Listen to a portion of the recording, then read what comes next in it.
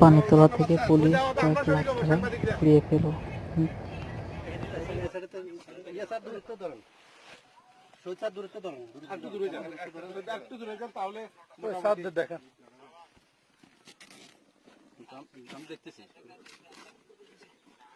মানুষ কথা বলতে করিমের বাড়ির পাশে কিন্তু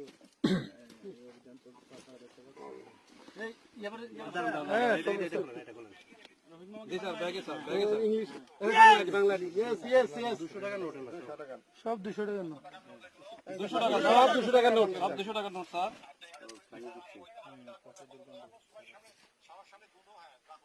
হ্যাঁ রাখতে বলছেন, পরিষ্কার জায়গা নেন, জায়গা নেই এটা পরিষ্কার জায়গা নেন না স্যার।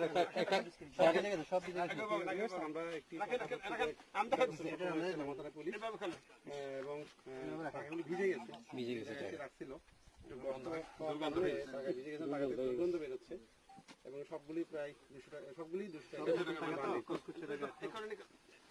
দাঁড়ান একটু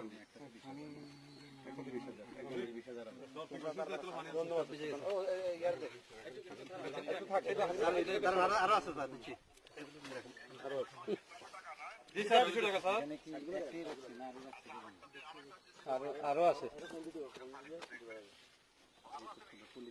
সকালে আরো 1 লাখ টাকা 1000 টাকা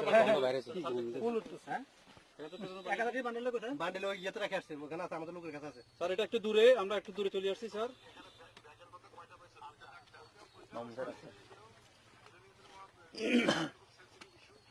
সবাই ছিল স্যার, ওটা সাংবাদিক ছিল স্যার।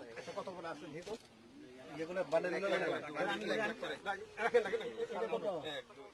এটা হলো করিমের বাড়ির পাশেই জমি। জি স্যার, কোন স্যার?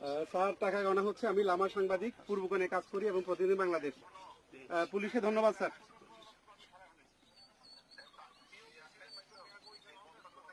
জি স্যার।